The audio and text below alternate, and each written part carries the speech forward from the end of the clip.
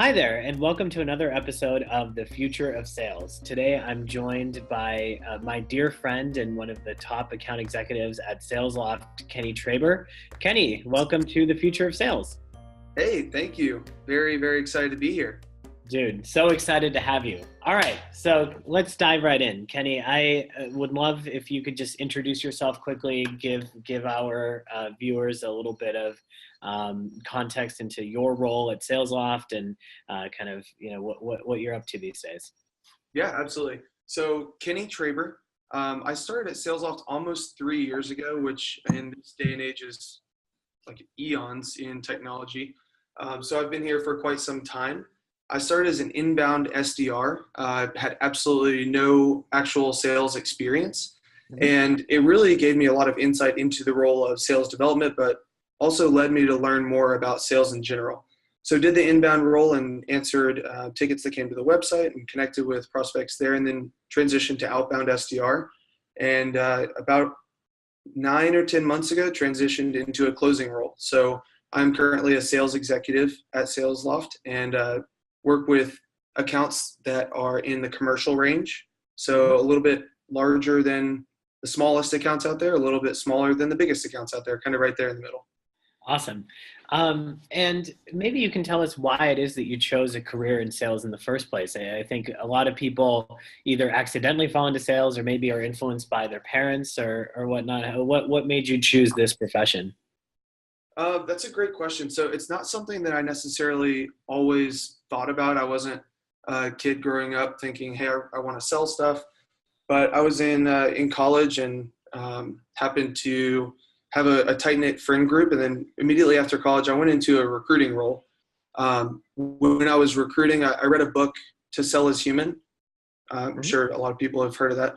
And realized that in recruiting and sales, there's a lot of commonalities. There's a lot of situations that you come across in recruiting that translate to sales. And then for me, it was important to work at a great company and believe in a product that the company sells. And I found that at Salesloft. So as I mentioned, didn't necessarily have any sales experience when I started at Salesloft. But whenever I was in recruiting, I realized that there was a great correlation between recruiting and sales, and ultimately found myself in an entry-level sales position. And have really enjoyed everything that I've done to learn and grow through other members of the team and progress my career to where it is today. Okay, so first of all, that's a great background and a story that I think is not entirely unfamiliar to many of our viewers. Getting a chance to start somewhere and then find your way into sales somehow, and then ending up really enjoying the job.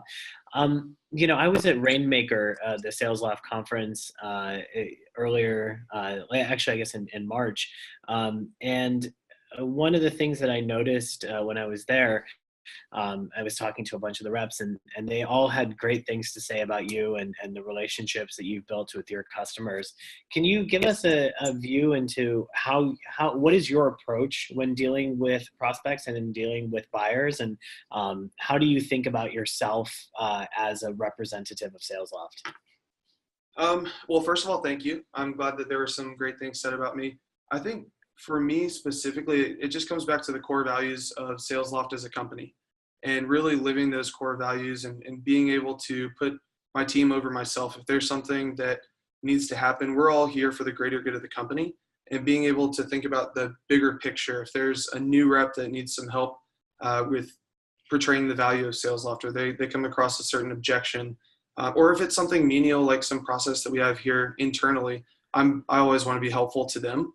And I think being team over self has really benefited some internal relationships. So that's kind of the internal side. And then thinking about prospects, there's one thing that I try to do with everyone that I talk to, and I think that's helped to build some good relationships across the sales process.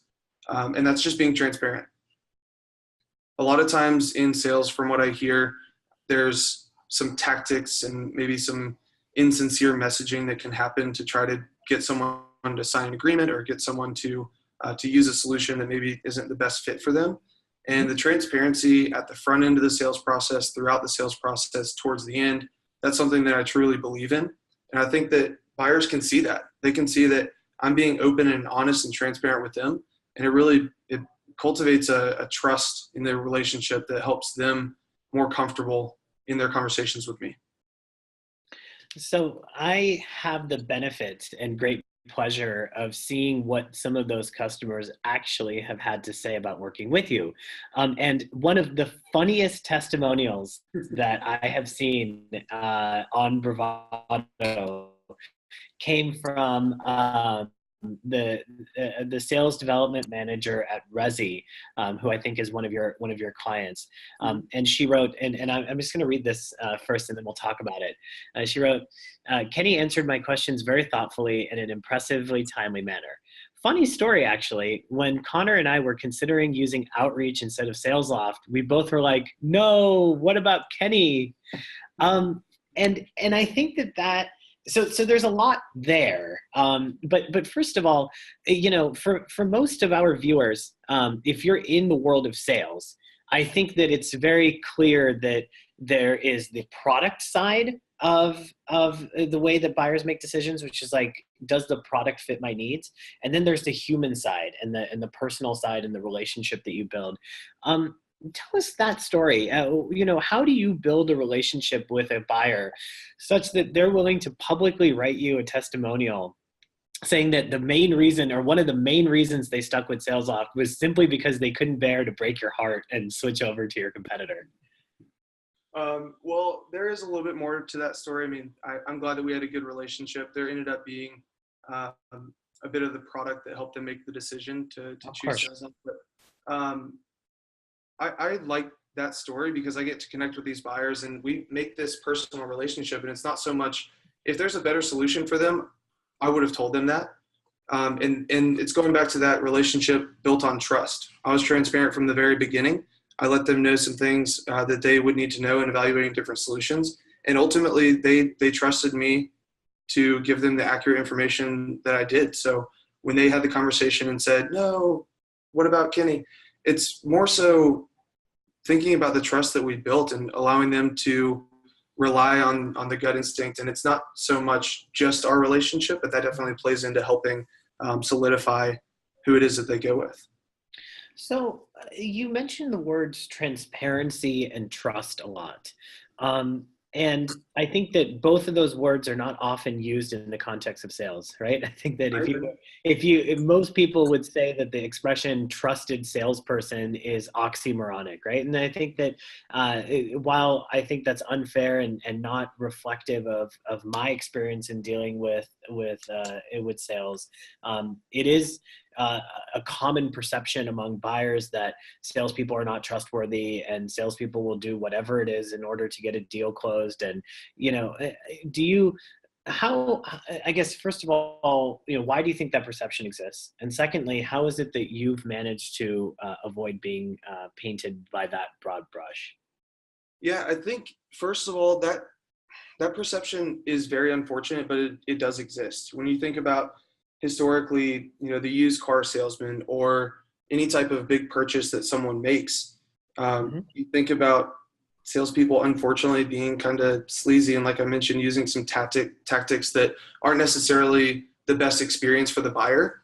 And I had a recent purchase experience that helped to open my eyes a little bit more about the importance of being transparent in the sales process. So it was a number of months ago. I'm recently engaged. Congratulations. Thank you.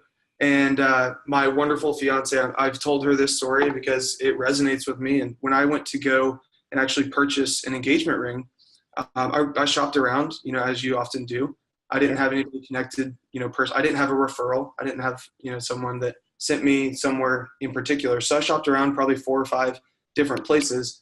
And I noticed that there were a lot of these tactics happening. A lot of people that weren't absolutely transparent with me. They're trying to educate me as a first time and only time buyer of an engagement ring. But the person that I ended up buying one from, they were transparent from the minute I walked in the door. And we had this foundation of trust in this relationship for me actually making a purchase from him. And he would tell me things that were like, this ring is more expensive, or this diamond is going to be more expensive. And he was just very transparent about what I could do to get exactly what I was looking for and then stay within my price range. So learning a lot from the transparency that a seller showed to me as a buyer helped me to be more transparent in my conversations with potential buyers of Salesloft. Do you worry that being transparent might cost you deals? And I ask that specifically because as a salesperson, we are commissioned, we are compensated based on our ability to get customers to sign contracts, that the reality of that compensation structure means that there is always a question in the mind of the buyer, which is Kenny telling me this because it's the right thing, or is Kenny telling me this because it's going to help him close the deal? Mm-hmm. How do you build the level of rapport and the level of trust to where the customer sees you as being on their side as opposed to being against them? So I like to think that whenever we get on a first call, the first time I have a conversation with someone, I don't want the immediate thought to be that we're on opposite sides of the table. I always want them to think that we're in this together. I am very open with people and will tell them if I don't think Salesloft is the right fit for them, then I'll be the first one to mention that. I mean, as well as I do, there are a ton of tools and technologies coming into the sales engagement space that are trying to compete with Salesloft. And if there's something that, if they can't afford Salesloft, if they don't have the budget for specifically what it is we do, or if we're just, too much for what somebody is looking for, I have those conversations, and oftentimes it leads to an opportunity a couple months down the road. They might choose to evaluate other solutions and then come back to us. And I don't think it's necessarily a lack in capabilities from some other solutions out there, but from what I've heard is that someone could not think it's the right time for us to engage in a buying situation. I tell them that. They'll go evaluate other solutions, and then they end up coming back to have a conversation with me because they trust me as a person. And it all comes back to the very first conversation and understanding that we're in this together instead of on opposite sides of the table. It sounds like you're playing a little bit of a longer game than the average salesperson plays, which is to say that it's like so much of what I see, especially on like LinkedIn and from a lot of sales trainers, and a lot of this mantra of like, if the customer's at the doorstep, don't lose them and get them to sign as quickly as possible. And there's all this concept of like hustling and grinding and whatnot in sales. But the way you're describing sales feels a lot more like, hey, if it's not the right fit now, then let me be the first to tell you that, so that when you are ready for Salesloft in the future, you will know to come back to me because you built that foundation of trust. I mean, talk a little bit about your psychology there, because I think that's really interesting and different than what most salespeople do. Yeah, absolutely. Timing is everything, right? If somebody is not at the point where Salesloft is the perfect thing for them at that time, I'm in a very fortunate situation where I work at a company that provides a solution to people that helps them engage with their buyers. Mm-hmm. So being able to see the value in Salesloft is relatively simple. Being able to drive in that value and help them to quantify, what it's costing their business to not have Salesloft, that's a different conversation. Mm-hmm. But I think because we have a solution that many people need to do their jobs day in and day out, it really comes down to timing. If they are in a contract with another vendor, it's difficult to buy out a contract or for them to double spend on a solution that has similar benefits to what Salesloft does. Mm-hmm. But knowing that timing is ultimately the most important thing, it goes back to kind of the tactics and tricks and things that traditionally salespeople will do.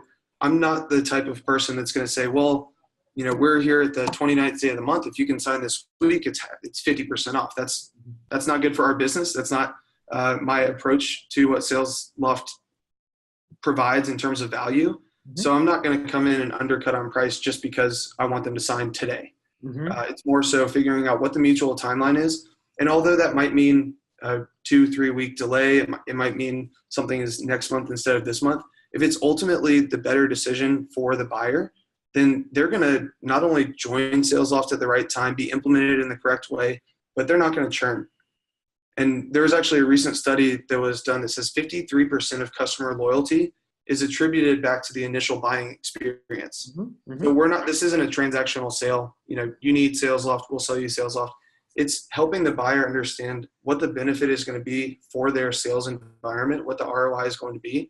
And then once they join Salesloft, they're going to be a retained customer. They're not going to churn because they had a great initial buying experience and I didn't pressure them into buying.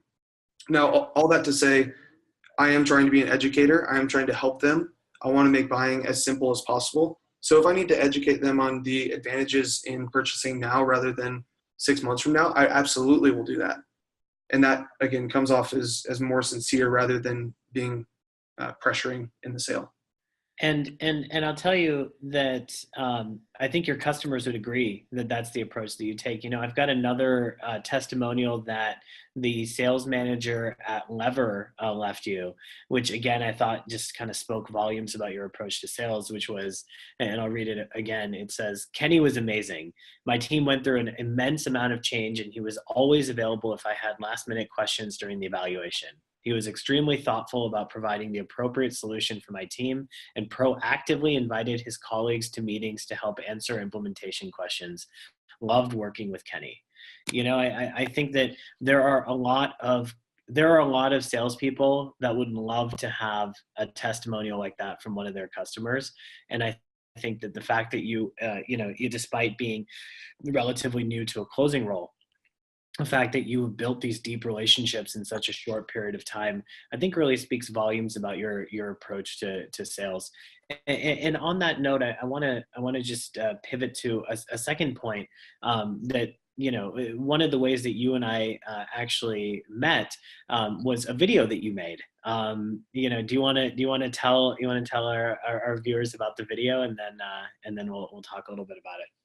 Yeah, absolutely. And it's really relevant that you mentioned the testimonial from Lever, because to answer your question, one of the ways that I'm leveraging Bravado is by signing someone up with Salesloft.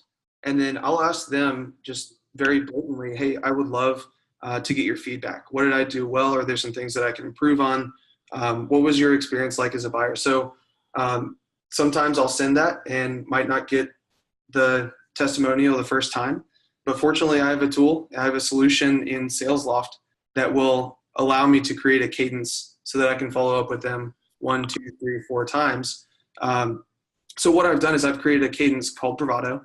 And the first touch is very simple. It's an email saying, thank you for signing up with Salesloft. I've welcomed them. They're going through implementation. And it's a very simple call to action. It's who else in your network can benefit from an evaluation of Salesloft. So being able to leverage Bravado, not just for the testimonial, but to get referrals, and being able to leverage Salesloft to help me remain accountable in that cadence so that I'm getting as many referrals as possible.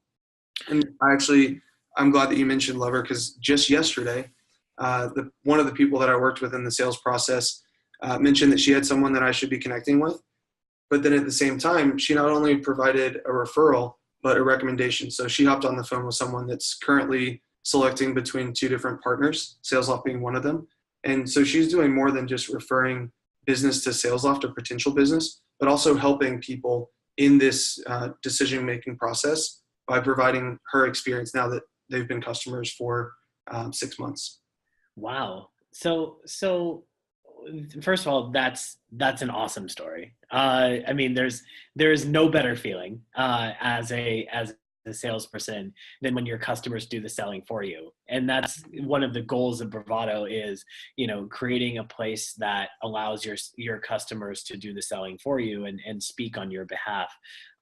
Let's talk about referrals a little bit though, because I think, you know, we mentioned that. I think that most salespeople know that referrals are a good thing and that you should get them.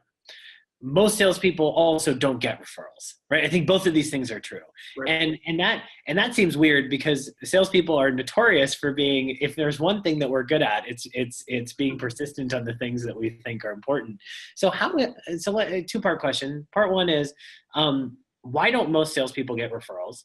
And part 2 is, how have you gotten referrals, and what is it that you have found in the process of adding referrals to your sales arsenal? Yeah, absolutely.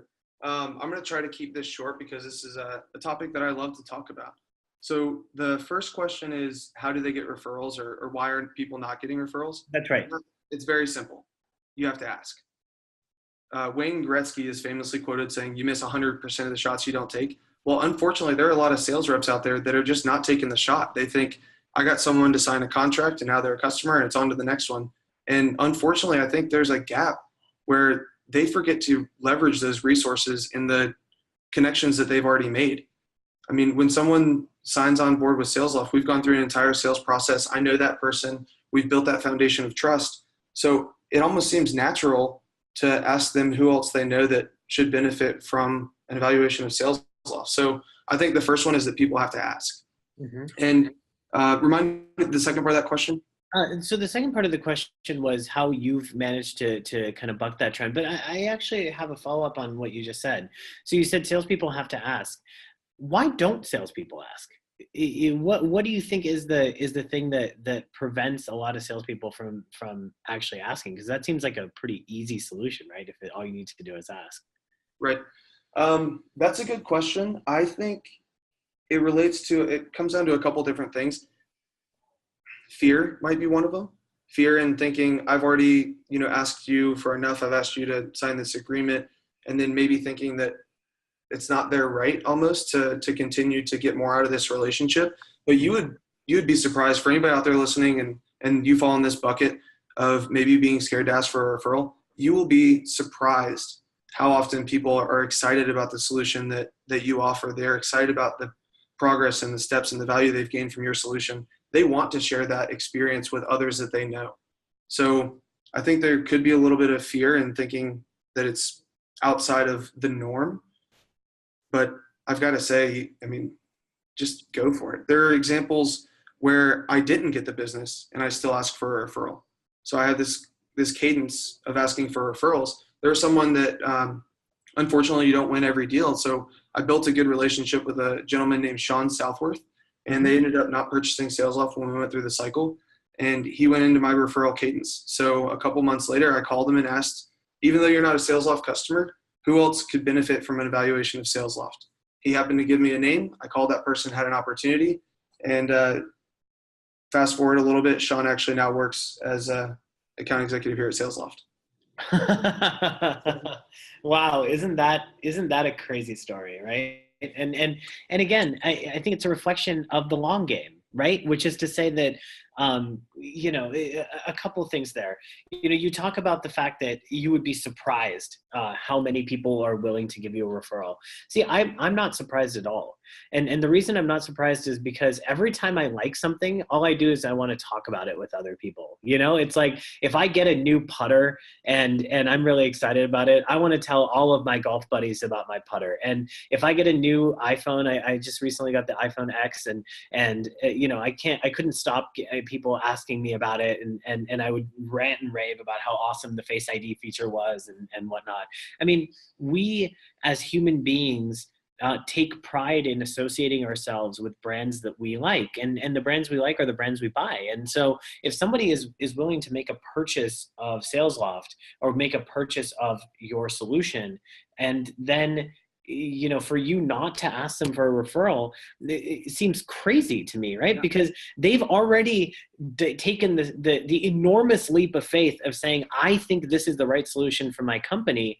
It doesn't take that much more for them to say, hey, I think it's the right solution for my company. My friend Jill over here, who works at so-and-so company, is in the same position as me. Maybe she wouldn't mind doing an evaluation of the product as well. And I think that is a very natural human tendency that we have socially. But when we are put into this construct of like, I'm a salesperson, you're a buyer, and like we're on opposite sides of the table, and like I got you to sign this deal, like that whole mentality is totally fucked up, right? Like I didn't get you to sign this contract, right? We worked together and found a solution that you're just as stoked about as I am, and now we're going to work together in perpetuity. And back to something that you said earlier, which was like, the ring purchase that you made. Buying a ring and buying a piece of software are completely different, in the sense that you buy the ring, you take it out of the store, you put it on your fiance's finger, and then now it's the only thing that exists is kind of the ring, right? But in software, like when you buy something, especially in SaaS, I mean, you're signing something that often has monthly payments, often has some sort of a renewal component to it, often has some sort of an account manager associated with it, and it's something that you log into and use on a regular basis. And so you're really signing the contract is really day one of the relationship, right? It's not the 90-day sales cycle that's like, oh, now like we're done. That's day one. And to that point, I want to say, one of the other testimonials that you received, which I really loved, which was from the sales development manager at first, and she wrote, about you. She said, Kenny is responsive, attentive, and genuinely customer-centric salesperson who helps buyers feel comfortable about giving their business. Kenny makes it a no-brainer. 1 year later, I appreciate that Kenny still checks in on us. I would trust anyone to receive excellent support from him. I mean, I think that's why I'm so excited to have you on the future of sales, and so excited to have you part of the Bravado community. It's the fact that you don't see the relationship as ending the day that the contract is signed, but you seem to see it as like the beginning of the relationship. Yeah, absolutely. I would agree with that. And I've kept in touch with a lot of the people that I've sold to. And Heather, from first the testimonial that you just read, she's in a great situation where Salesloft helped her not only be more productive in her day-to-day. She was team lead of the SDR team whenever they signed on, but being able to manage that relationship, I was able to find out that 6 months after buying Salesloft, she got a promotion. So she wrote me an email and she said that Salesloft is what helped gain her that promotion. Wow. And it's those type of stories that help me to not just believe in the product that we sell, but more importantly, in creating these relationships. So it's whether it's inviting them to a Rainmaker conference, or sharing a new feature that we've released, or a new case study, helping them to leverage our technology to be more successful even months after the purchase, and being able to generate these long-term relationships. I'm also using Bravado to get referrals from these people, but I genuinely care about their success. And I think the nature of my relationship with them comes because I'm so passionate about what we do here at Salesloft and how it's helping other people, that it's a no-brainer to just keep in touch with those who are using it successfully and earning promotions even because of our technology. That's amazing. I mean, I can't even imagine how happy that email must have made you, Forwarded it to our CEO first thing. Amazing, right? And I know Kyle well enough to know that I'm sure he was over the moon about it as well. And I think that Salesloft's entire culture, I mean, I've just been so impressed with the team there, because you guys are truly customer obsessed. And customer first in your approach. And I think that that sort of culture resonates really strongly with your customers, with buyers in the market, even with those who are using a competitive technology. I don't know of anyone who has a lot of bad things to say about Salesloft, and I think that's a really great reflection of both the culture of the company and of the people and the approach that you take individually. So congratulations on that, and obviously reflective of a big funding announcement that took place yesterday, and raising $50 million from top tier VCs. And I think that it's really exciting and really inspiring to see what you've done over in Atlanta. Thank you. Yeah, we're very excited about the funding, but the reason is because it means future product innovation and delivering a better experience for our customers. So when we think about the funding that we just took on, I was not involved in those conversations to lead to that, but I do think that the most important thing about this funding is the experience that we're going to give to our customers. So when we think about how we're going to use this money and what we're going to do and what it means for the future of Salesloft as a product, but this category as a whole, it really just means that our customers are going to be the ones that benefit from this. That's amazing. And again, even in a moment in which most companies and most people would take great personal pride, I think that it is really inspiring to see how humble the entire team has been about your great accomplishment. But I get the benefit of saying I think you guys are fucking rock stars, so that's pretty cool.